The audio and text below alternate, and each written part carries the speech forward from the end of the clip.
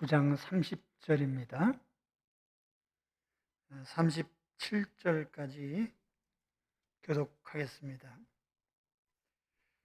그곳을 떠나 갈릴리 가운데로 지날새 예수께서 아무에게도 알리고자 아니하시니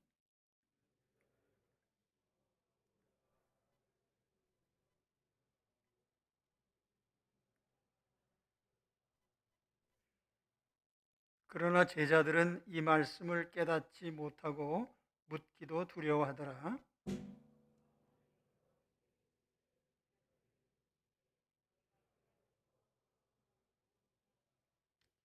그들이 잠잠하니 이는 길에서 서로 누가 크냐 하고 쟁론하였음이라.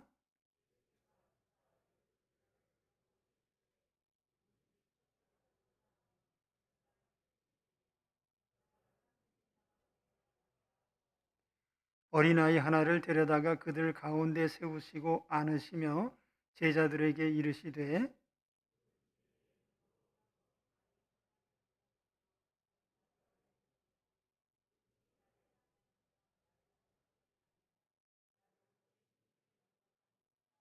아멘.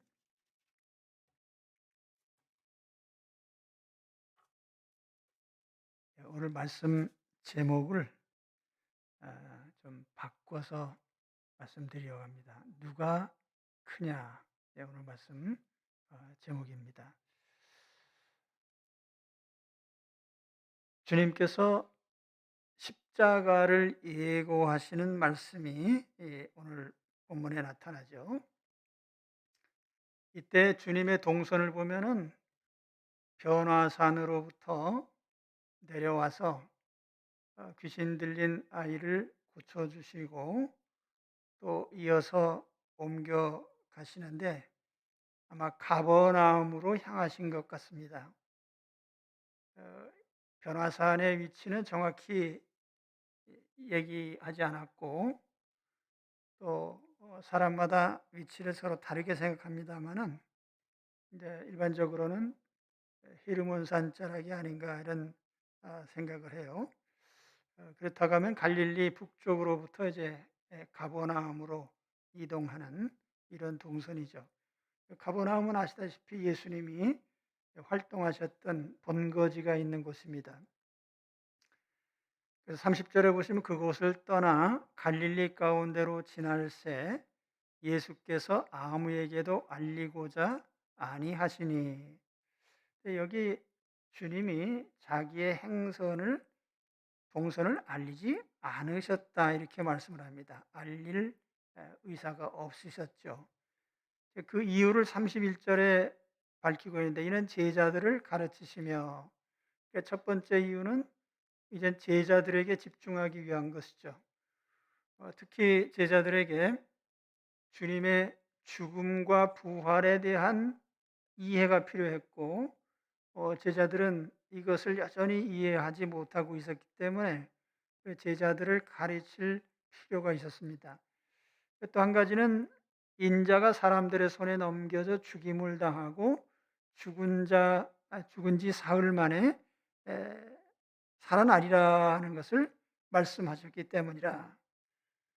그래서 분위기상 죽음과 부활을 말씀하셨는데 제자들에게는 부활이라는 개념이 전혀 없었습니다. 그렇기 때문에 죽는다는 것만 그들이 이제 알아듣고 그 죽음에 대한 두려움 혹은 죽음에 대한 어떤 공포심 이런 것들이 그들에게 다가온 거죠. 우리 주님께서 왜 죽으신다고 하시나? 그래서 32절에 보시면 그러나 제자들은 이 말씀을 깨닫지 못하고 묻기도 두려워하더라. 예루살렘으로 향해서 이제 마지막 주님께서 행선지를 정하셨는데 예루살렘을 향해서 이제 가십니다. 그런데 그 십자가에서 죽으러 가시는 길이거든요. 그런데 제자들은 주님이 왜 죽는지에 대해서 전혀 이해가 없었어요. 왜냐하면 영혼의 대속이라는 개념 자체가 유대인에게는 없었어요. 단지 그저 메시아가 오시면 메시아 왕국, 다윗 왕국이 다시 세워진다. 그런 정도였죠. 영혼, 죄의 문제 이런 데에 대해서는 그도 이해가 전혀 없었기 때문에 오히려 주님이 이런 십자가 죽으심을 얘기했을 때 그들에게는 그것이 다만 두려움과 부담으로 다가왔다는 거죠. 그래서 깨닫지도 못했고 묻기도 두려워했다, 이렇게 오늘 말씀하고 있습니다. 제자들은 메시아의 죽음에 대해서 전혀 거기에 대해서는 논하고 싶지도 않고 이해가 안 됐기 때문에 뭐 설명을 한다고 해도 그 주제 자체를 다루기 싫어했던 거예요. 자, 이런 상황에서 이제 다음 장면으로 넘어갑니다. 제자들의 토론 주제, 누가 더 크냐? 가버나움에 도착하자마자 주님께서 제자들에게 질문하셨어요. 갈릴리를 통과해서 오는 동안에 제자들이 논쟁을 벌였습니다. 그때는 주님께서 아무 반응도 없으셨는데 이제 가버나움에 도착하셔서 제자들에게 다시 반문을 하셨어요. 너희가 여기 오는 길에 너희들끼리 서로 토론했는데 무슨 얘기를 나눴느냐? 이것을 물으셨어요. 33절 말씀이죠. 가버나움에 이르러 집에 계실새 제자들에게 물으시되 너희가 길에서 서로 토론한 것이 무엇이냐 하시되, 주님 몰라서 질문하신 건 아니에요. 다 듣고 아셨는데 이제 그들에게 그 토론 주제를 다시 한번 꺼내서 그들을 교훈하고자 하신 겁니다. 제자들의 토론 주제는 누가 더 크냐 하는 것이었어요. 뭐 키가 크다는 말이 아니고 누가 더 역량이 있나, 누가 더 유능한가, 누가 더 인정받는가, 그래서 누가 더 높은 자리에 앉아야 하나, 그 내용이에요. 34절에 보시면 그들이 잠잠하니 이는 길에서 서로 누가 크냐 하고 쟁론하였습니다.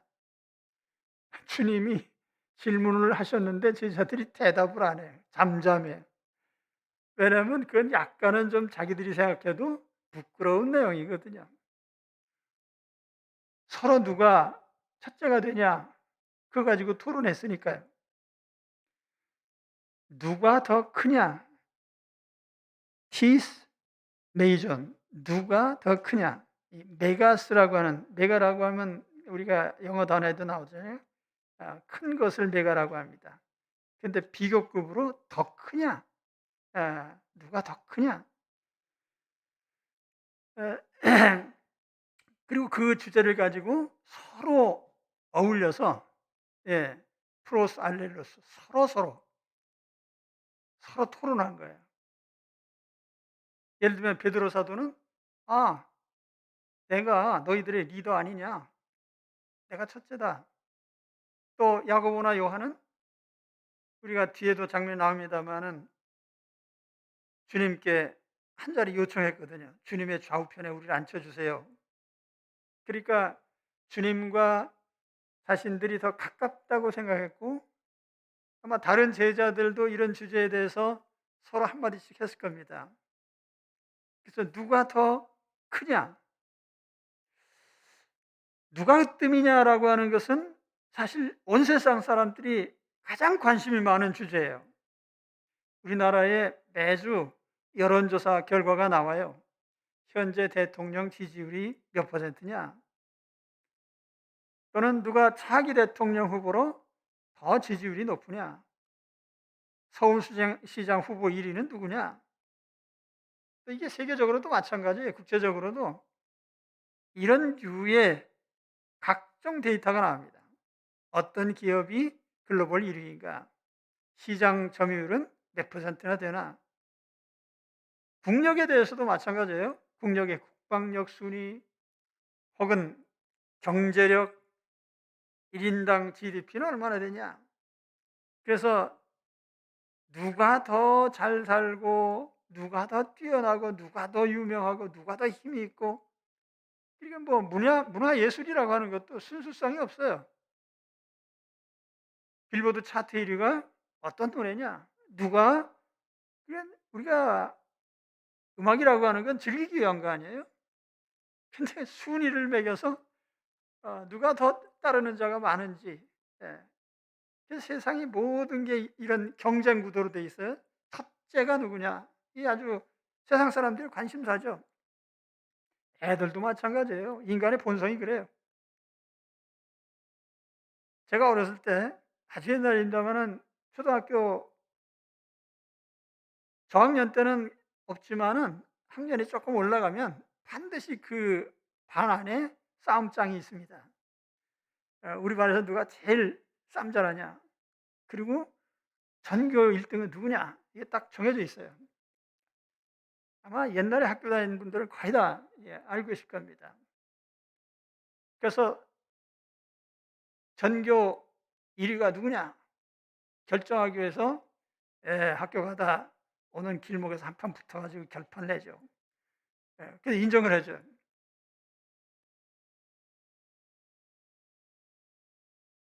남보다 커지려고 하는 것 사실 그걸 좋게 해석할 수도 있지만 커지려고 하는 것 그 자체가 사실은 그 사회적인 문제거리예요.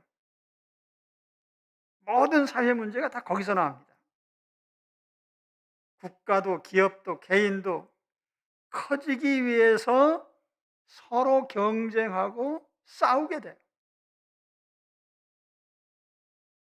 정치인들 보면은 지지율에 목을 매고 있죠. 지지율 높은 사람이 우쭐했다가도 지지율 뚝 떨어지면 코가 석자가 되고. 사실 지지율이 높은 사람이 된다고 해서 내 인생 자신이 뭐 더 변하고 행복해지는 건 없어요. 그 내면에는 아무 결과도 없습니다. 그런데도 사람들이 커지려고 하는데 인생을 낭비하고 있죠. 지도자 되려고 애쓰지 마세요. 예전에는 나라에 크게 공을 세운 사람이 주로 지도자가 됐지만은 요즘 보면은 텔레비에 얼굴 많이 나오는 사람, 유명해진 사람, 뭐 이런 사람들이 다 뭘 한번 해보겠다고 나서서 하고 있어요.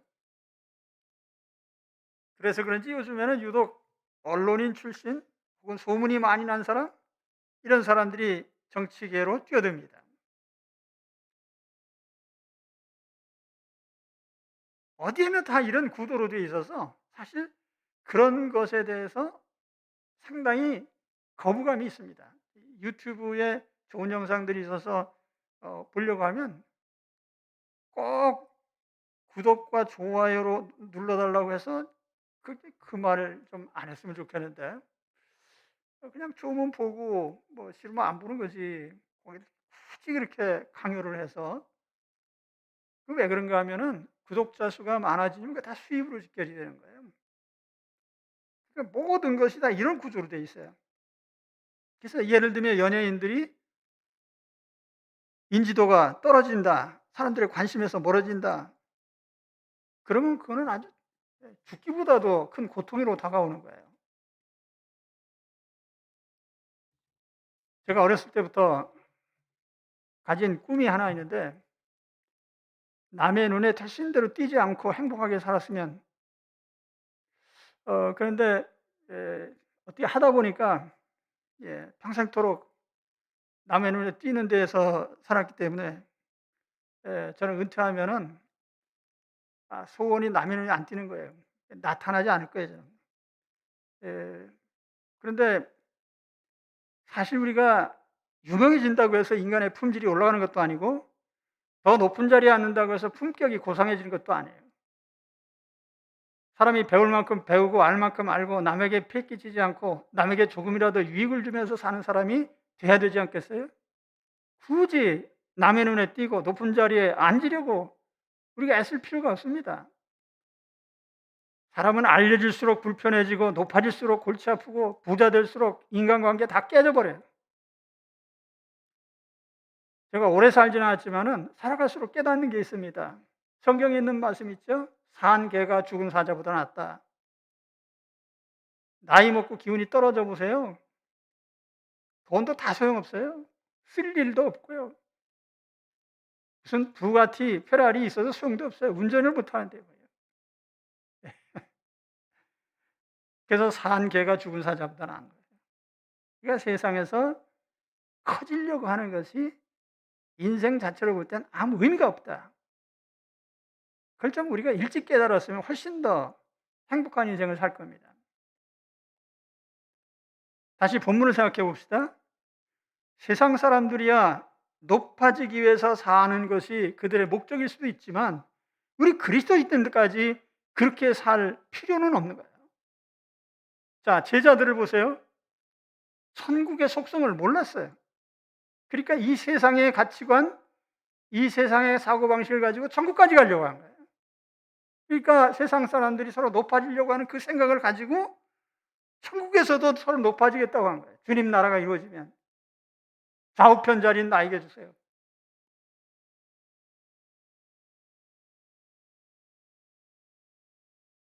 천국이 어떤 것입니까? 생존 경쟁, 적자 생존, 다윈의 원리로 사는 것이 아니에요. 약육강식, 정글의 법칙, 아생살타, 이건 천국에는 없는 거예요. 천국은 현세의 삶의 방식이 폐기 처분된 것입니다. 그런데 제자들은 여전히 높아지려고 하는, 커지려고 하는, 첫째가 되려고 하는 이런 생각을 가지고 천국에 들어가서 살려고 한, 이거 얼마나 모순된 거예요. 세상에서 그렇게도 지겨운 것을 천국까지 끌고 가서 그 경쟁을 하려고 해요? 세상에서 경쟁하다가 망했으면은 이제 천국에서는 그런 일을 벌여야죠. 그래서 제자들이 서로 토론했던 누가 크냐고 한 이것은 누가 더 크냐, 누가 더 높으냐, 이것은 사실은 천국의 이슈가 아니에요. 그러니까 이런 황당한 일로 말미암아 인생을 낭비하지 마시기 바랍니다. 일찍 터득하시면 좋겠어요.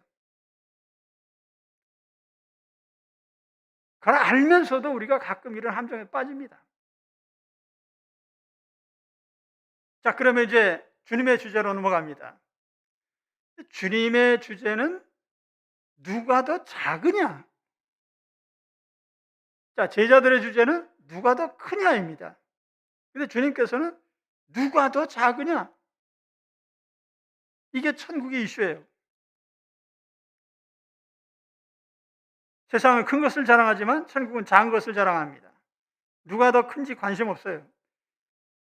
누가 더 작으냐? 누가 더 낮아졌나? 누가 더 많이 섬겼나? 낮아지고 섬기는 것이 천국이에요. 주님은 이 천국의 원리를 천국의 지도자가 될 제자들에게 말씀을 하십니다. 35절 말씀을 보시면 예수께서 앉으사 12제자를 불러서 이르시되, 12제자가 누구예요? 천국의 지도자 될 사람들인데 누구든지 첫째가 되고자 하면 무사람의 끝이 되며 무사람을 섬기는 자가 되어야 하리라 하시고,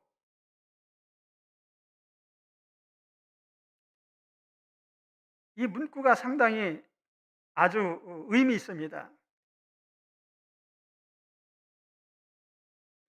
에스타이 판톤 에스카토스, 카이 판톤 디아코노스. 영어 성경에 보면은 He shall be last of all and the servant of all. 첫째가 되고 싶으냐? 그러면 모든 사람의 꼴찌가 되고 모든 사람을 섬기는 자가 되라. 여기서 강조되는 단어가 몇 가지 나와요. 에스카토스, 레스트란 말입니다. 꼴찌, 마지막. 그리고 디아코노스, 서번트란 말이에요. 종, 노예, 섬기는 자. 그리고 여기에 중요한 단어가 하나 더 붙어 있어요. 판톤이라고 하는, 파스 혹은 판톤이라는 말은 all, 모든 것입니다. 모든 사람. 그런데 여기 에스카토스, 레스트가 되는데 모든 사람의 레스트가 돼. 뭐 중간도 아니고 그냥 제일 꼴찌스라는 거예요. 그리고 디아코노스도 마찬가지예요. 판톤, 모든 사람을 섬겨라는 거예요. 내가 섬기지 않아도 될 사람이 단 하나도 없어요. 제일 밑에 있기 때문에 다 섬겨야 될 사람이에요. 그게 천국 지도자의 자격이에요.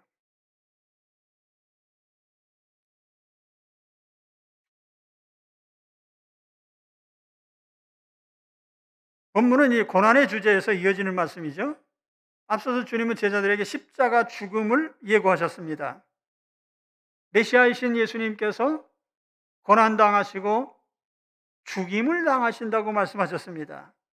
그리고 그 죽음에 대해서만 얘기하지 않고 사흘 만에 부활하신다고 말씀하셨어요. 그러니까 부활은 죽음에서부터 이어지는 거예요. 죽음이 없는데 부활이 있는 건 아니죠. 그러니까 주님은 이것을 하나의 미래 비유를 하셨습니다. 하나 알갱이를 심은 알맹이는 썩 없어져요. 그런데 거기서 새로운 싹이 나와서 생명체가 나오죠.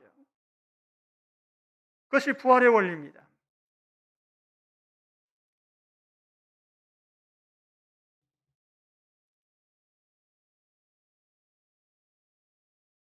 제자들은 죽음 없는 부활을 꿈을 꿨어요. 희생 없는 영광. 사실 이 높아짐의 문제도 똑같아요. 자, 죽어야 부활이 있듯이 낮아져야 높아짐이 있는 거죠. 낮아지지는 않고 높아짐만 추구하는 것은 잘못된 거예요. 나는 그저 내 자신을 낮추기만 하면 돼. 그러면 주님이 높여주시죠. 그렇다고 해서 높아지기 위해 낮아지는 것도 아니에요. 그냥 낮아지기만 하면 돼요. 그러면 주님께서 영광을 받으시고 주님이 나를 행복하게 적절히 높여주십니다. 그래서 천국은 어떤 곳이냐? 천국은 스스로 꼴찌된 사람들의 공동체입니다. 그러므로 우리는 천국에 들어가기 위해서 첫째 되는 연습을 할 것이 아니고 꼴찌 되는 연습을 해야 돼요. 섬기는 연습을 해야 됩니다. 꼴찌 되는 연습, 섬기는 연습. 그게 천국 들어가는 연습이에요. 할렐루야! 이런 쉬운 일이 세상에 또 있어요. 꼴찌 되는 건 뭐 그렇게 힘든 일이에요, 이게? 첫째 되려고 하니까 힘든 일이지. 꼴찌 되려고 마음먹으면 힘든 거 하나도 없어요. 일단 다 섬겨주면 되지 뭐 그냥. 그죠? 따라합시다. 꼴찌 되는 것은 너무 쉽다. 할렐루야. 쉬워요, 쉬워. 사람들이 쉬운 걸 안 하고 힘든 걸 하려고 그래, 자꾸. 커지는 거, 첫째 되는 거예요. 현재 내가 가지고 있는 것도 엄청나다 생각하고 유형무형의 자기 자신의 소유에 대해서 만족하고 기뻐하면 하루하루가 엄청나게 행복할 거예요. 저는 청년 시절에 큰 병을 얻어서 내가 이제는 한 1년밖에 못 살겠다. 그리고 누워서 잠을 잘 때요. 낮잠을 가끔 자게 되면 밖에서 아이들이 뛰어노는 소리가 막 들려와요. 얼마나 행복하게 들려올지 몰라요. 생명이 있다는 것. 살아 움직인다는 것만도 너무너무 행복한 거죠. 근데 우리가 커지려고 하는 것, 높아지려고 하는 것 때문에 불행을 느끼고 불행 속에서 살아가는 거예요.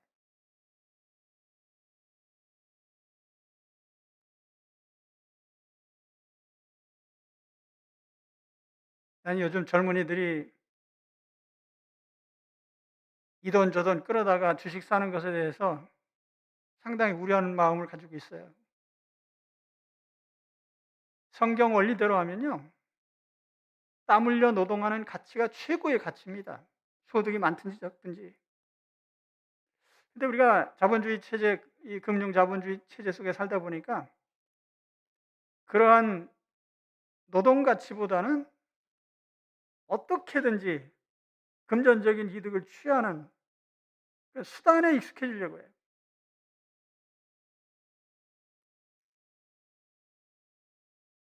아무튼 주님의 주제는 누가 더 작으냐? 예. 누가 더 낮으냐? 이게 주님의 주제예요. 제자들의 주제는 누가 더 크냐? 누가 더 높으냐? 그러면서 주님께서 꼴찌되는 연습, 섬기는 연습을 하도록 이제 하나의 샘플을 제시를 하십니다. 하나님 나라는 작은 자들의 나라다. 그러면서 어린아이를 섬겨라. 36절 말씀해 보시면 어린아이 하나를 데려다가 그들 가운데 세우시고 안으시며 제자들에게 이르시되, 뭐 시청각 교육이죠. 아이 하나 불러다가 제자들 가운데 세워놓고 안아주시면서, 자, 여기 이 아이를 섬겨라.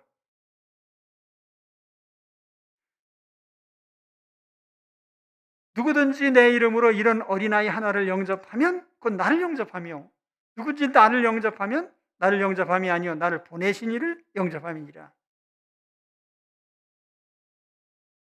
누구든지 내 이름으로 이런 어린아이 하나를 영접하면,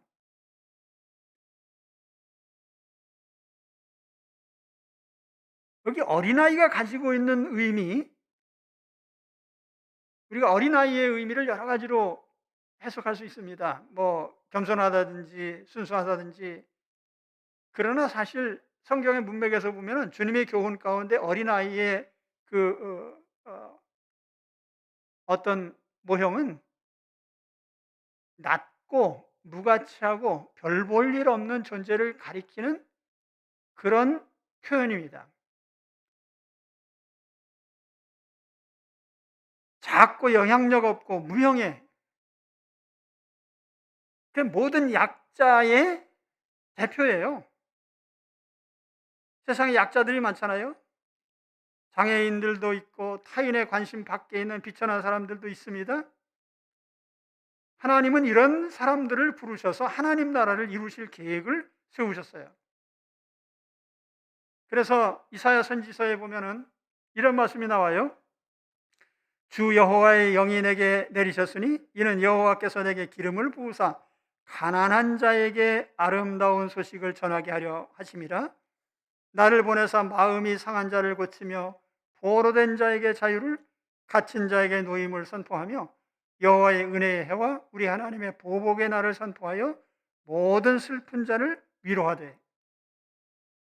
메시아가 오셨을 때 이런 사람들을 위해서 은혜를 베풀 것이다.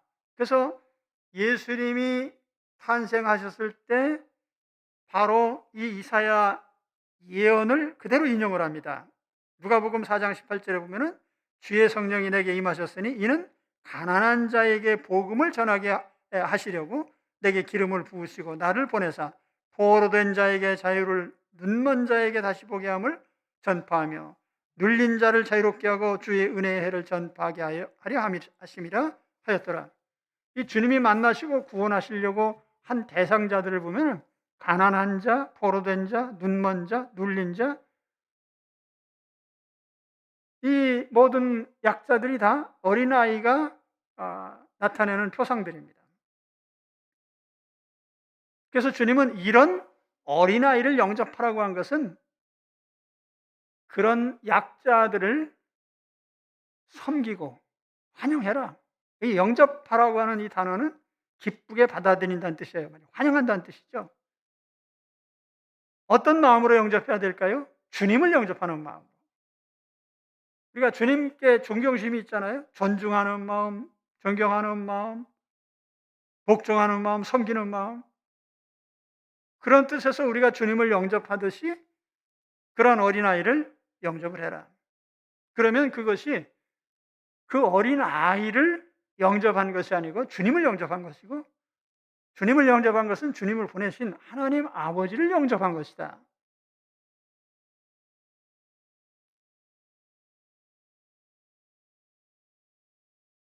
그래서 주님의 나라에서 우리가 높아지려고 한다면 서로 높아지겠다고 논쟁 벌일 게 아니에요. 오히려 꼴찌가 돼야 됩니다. 무명의 사람들, 세상의 약자들을 섬겨야 돼요. 그러면 하나님의 영광을 받으십니다. 하늘에 상급이 있어요.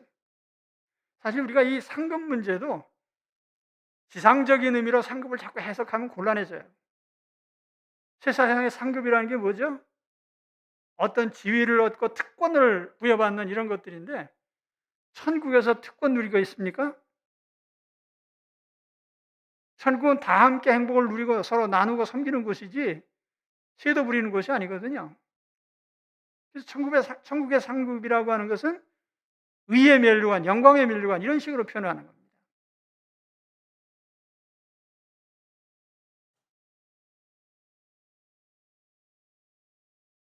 다른 사람들을 위해 군림하는 것이 상급이 아니에요. 하나님과 함께 모든 이들과 함께 즐거워하는 것이 상급이에요. 아무튼 우리에게 필요한 것은 꼴찌되는 연습, 섬기는 연습입니다. 근데 사실 우리가 이 꼴찌가 되고 섬기는 것은 세상에서도 사실은 가장 중요한 원리예요. 근데 사람들이 그걸 사용하지 않을 뿐이죠.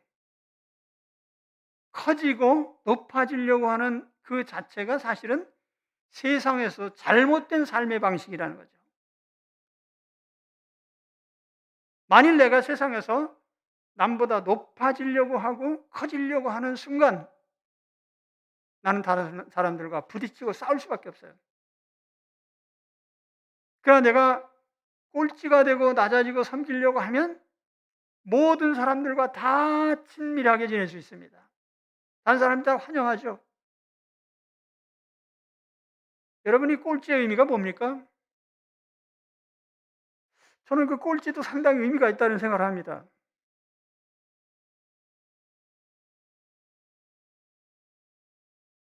예를 들어서 꼴찌에서 두 번째 한 사람이 위로를 받을 수 있는 길은 내 아래도 꼴찌가 있다는 거죠. 사실은 꼴찌는 모든 사람에게 위로가 돼. 아, 내 아래에도 한 사람이 있네. 그렇다고 제가 꼴찌를 찬양하는 건 아니에요. 근데 우리 주님께서 꼴찌 되라고 했으니까 제가 하는 얘기예요. 꼴찌는 많은 사람들에게 위로를 줄 수 있어요. 많은 사람들이 마음의 문을 열 수 있는 대상입니다.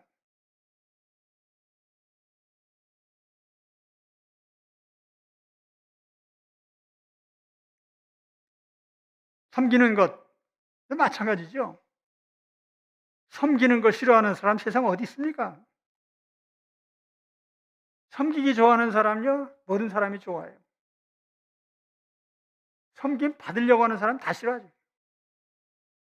그러니까 사실은 꼴찌가 되고 섬기는 자가 되는 것은 이 세상에서도 굉장히 유용하고 가치 있고 굉장히 능력 있는 삶의 방법이에요.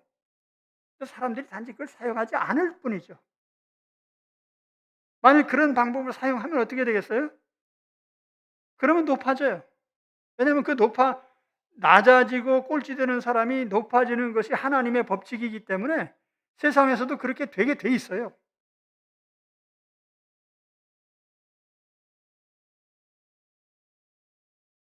아브라함은 지나가는 나그네를 대접하다가 천사를 대접했죠. 그래서 하나님의 은혜를 받게 됩니다. 그래서 우리가 낮아지고 꼴찌가 되는 그것이 한두 번의 노력이 아니라 그게 삶의 습관이 되어야 돼요. 그 아브라함이 지나가는 손님 대접한 것은 그의 삶의 일부예요. 습관적으로 하다 보니까 그렇게 한 거죠. 그리고 하나님의 축복을 받게 되죠. 그렇다고 해서 우리가 상급을 바라고 또 낮아지고 꼴찌가 될 필요는 없어요. 흥부는 집에서 떨어진 제비다리 불쌍해서 고쳐주고 상급을 받았는데 놀부는 상을 받으려고 제비다리를 일부러 부러뜨려 놨어요. 그래서 받은 게 뭡니까? 예, 도깨비 방망이로 두들겨 맞아요. 천국은 낮아지고 섬기는 것이 일상이 된 그런 나라입니다. 그래서 모든 사람이 그렇게 살아가고 또 그렇게 살면서 행복을 누립니다.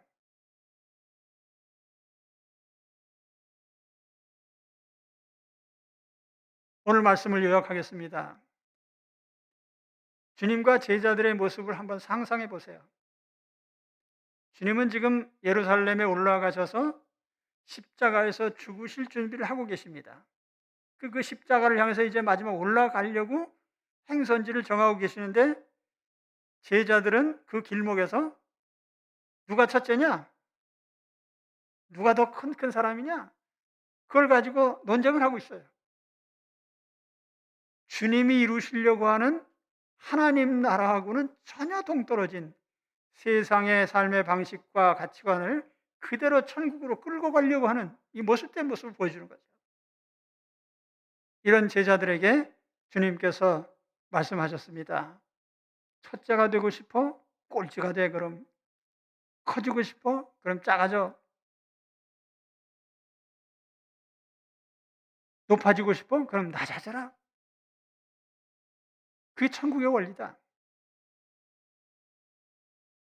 천국의 원리가 그렇기 때문에 주님께서는 늘 낮아지는 자, 꼴찌가 되려고 하는 자, 섬기려고 하는 자를 눈여겨보시고 그 사람에게 형통한 길을 열어주시는 것입니다. 우리 가끔 세상 처세술 배우잖아요. 사실 인간 세상에서 살아가는데 이것보다 더 유용하고 소중한 삶의 원리가 없는 거예요.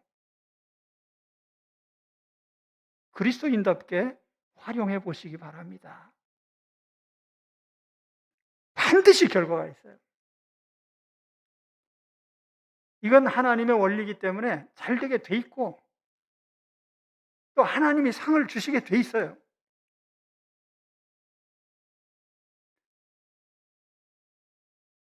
그래서 오늘 제자들이 누가 크냐고 물었을 때 누가 작으냐고 대답하셨죠? 그래서 우리는 우리 주 안에서 작은 자가 되는 연습을 하시기를 우리 주님의 이름으로 축원합니다. 기도하겠습니다. 하나님 아버지 감사합니다. 오늘도 주님께서 저희